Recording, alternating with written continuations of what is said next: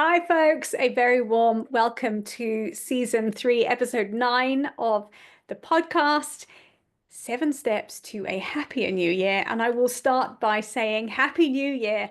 I hope 2025 is a really good one for you. I think for many of us, 2024 was a really challenging year. So here's hoping for an improvement. I wanted to share in this episode some steps to have a happier new year from now. Happiness is something I have given a lot of thought to. It's something that comes up often in sessions with clients. And it's something that I think a lot of us are constantly in search of. And we tend to seek quite externally for it a lot of the time.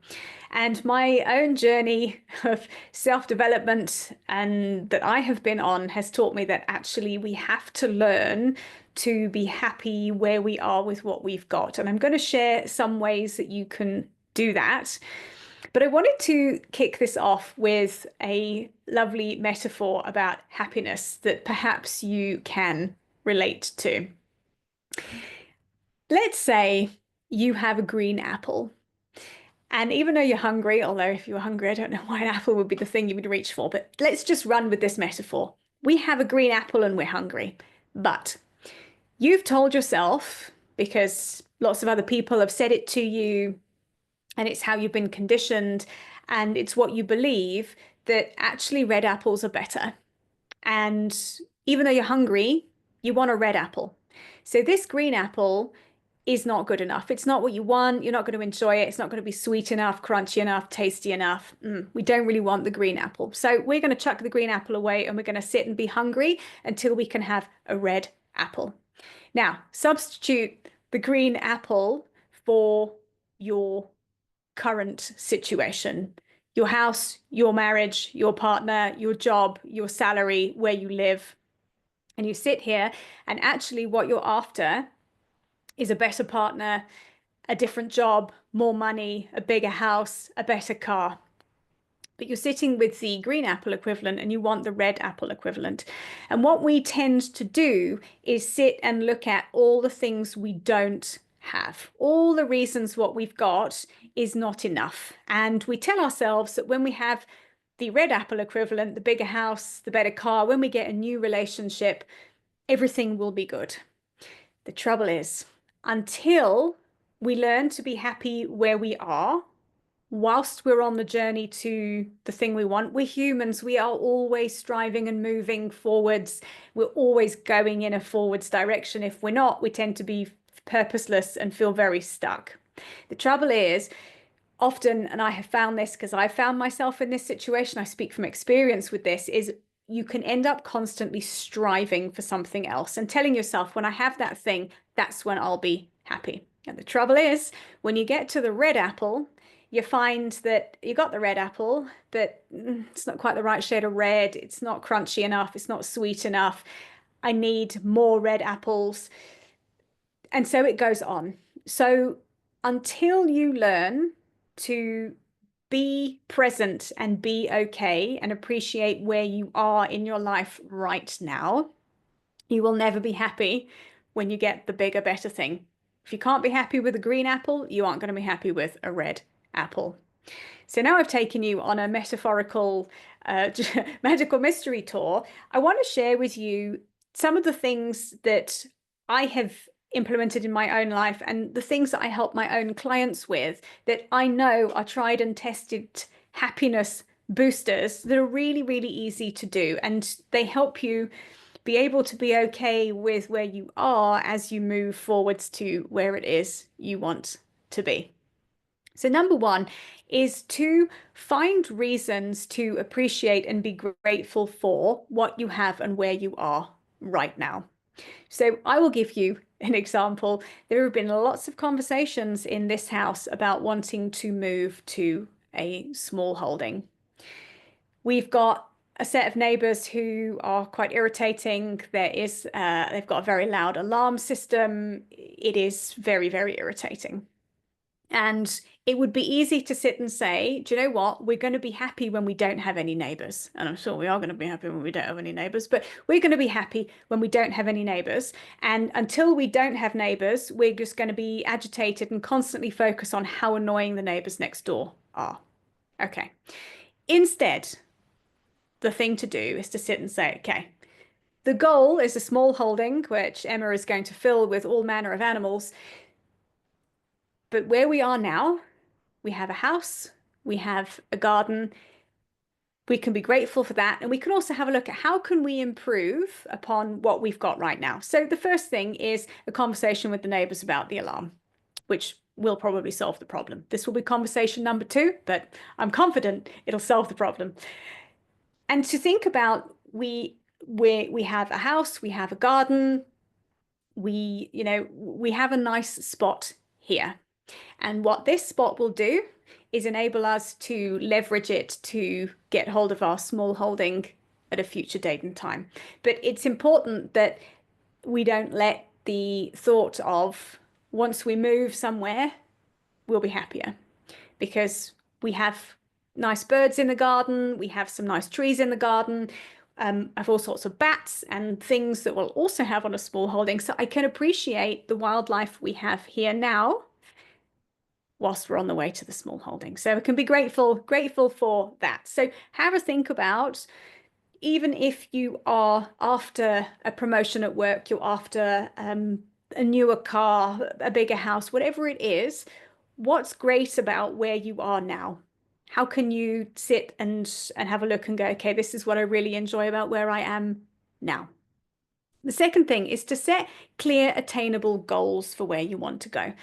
Often we can end up, especially at the beginning of a year when we go, oh, New Year's resolution, crazy, is you end up setting massive goals that are so big and they're so out of reach that you just never get to them, and you actually just set yourself up to fail. I've done this repeatedly year on year with money goals. This year I sat and had a look and I went, okay, can we be realistic and perhaps take a 0 off the big money goals that I haven't been able to hit? And let's get real.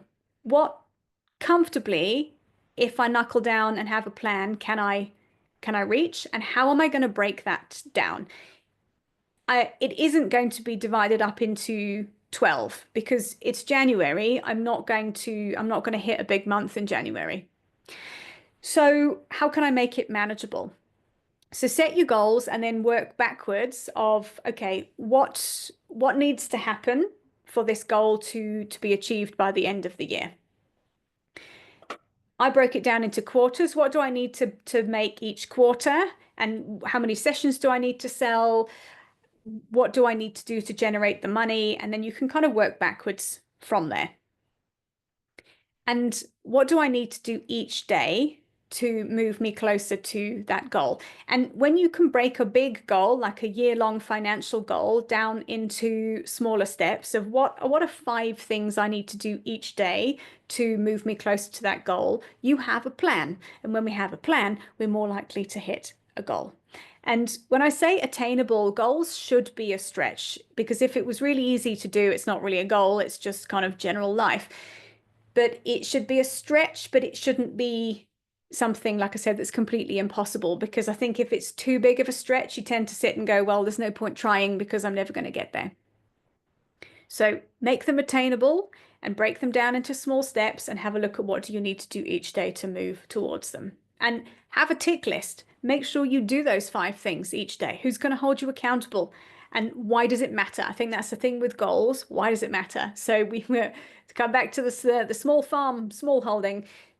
That's the eventual goal. So I know why I'm working towards that, because I'm going to I'm going to adopt a retired racehorse, I've decided, just to add some chaos into my life. Number 3, stop comparing your progress to other people's. I think especially in this world of social media, it's so easy to look at what other people are doing, compare where you're at, and when you come up short, to say, well, clearly I'm never going to do it, I'm not good enough, I'm not successful enough. All of those things, your imposter will arrive, your inner critic will arrive. in force if you're comparing yourself to other people. It's a massive waste of energy because imagine all the time you could spend taking your 5 action steps towards your goals rather than scrolling through socials and looking at what other people are doing and being triggered by it.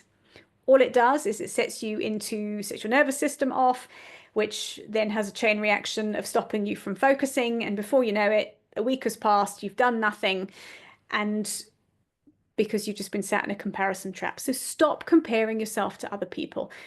Unless you know somebody really well and you know their journey, in which case you probably won't be comparing yourself unfavorably to them. You have no idea where they've come from, what they're doing, what their goals are, why they're doing what they're doing, how long they've been doing it for, how much help they have or don't have. You have no idea. And often we end up comparing our beginning to somebody else's career when they're 10 years in. You can't compare the two. And it's actually cruel to do that to yourself. So stop comparing yourself to other people. Number 4, learn to speak your truth and ask for what you want. The thing I have found game-changing in my own life has been learning to communicate effectively. This has been the thing that has saved my marriage. And if I compare where my husband and I are at now, when we have altercations and verbal altercations, when we have discussions or arguments about things, at how much better we both are at listening to each other and communicating what is happening internally for both of us to the other person. It can be hard. It's taken trial and error, but it is really important to be able to communicate effectively. I think a lot of unhappiness in most people's lives, especially in interpersonal relationships, is down to ineffective communication. Second guessing, trying to read minds, expecting someone else to read your mind, all of those things will just set you up for being really, really miserable.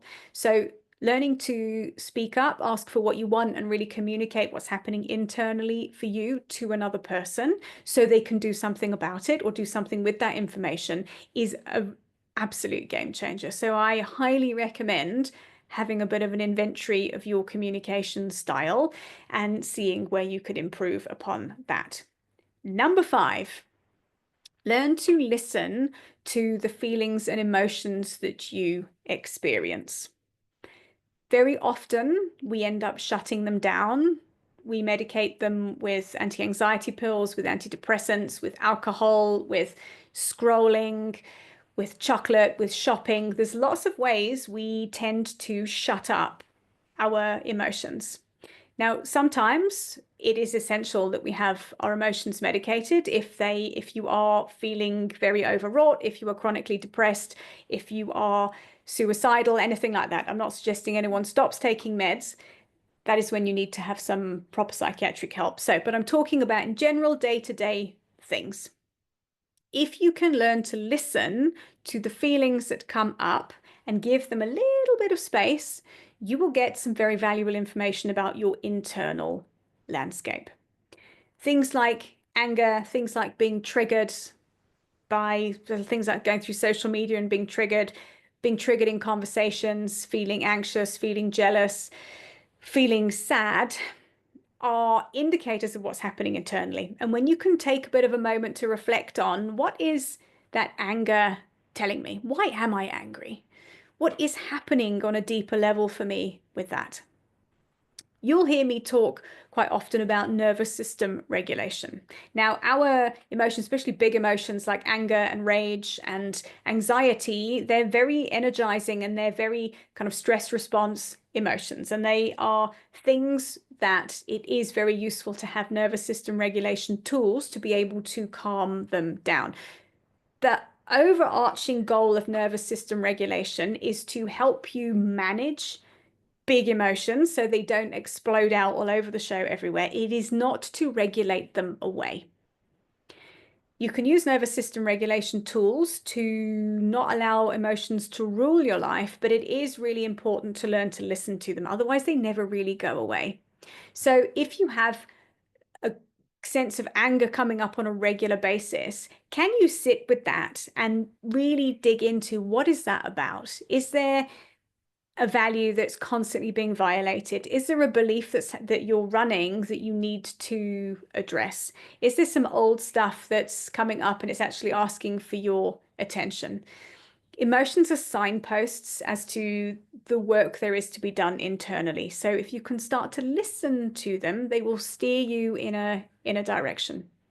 It has been a big part of the self-development work I have done, is learning to sit with difficult feelings. They're very uncomfortable to sit with, but when you can learn to sit with them and start to listen to them and go, okay, what's this really about? You can do the big work that really changes your life in the long run. Number 6 is to practice more self-care. And by this, I mean making sure you're getting enough rest, making sure you're getting enough sleep, as far as possible, making sure you are eating nutritious foods. Here's the apple.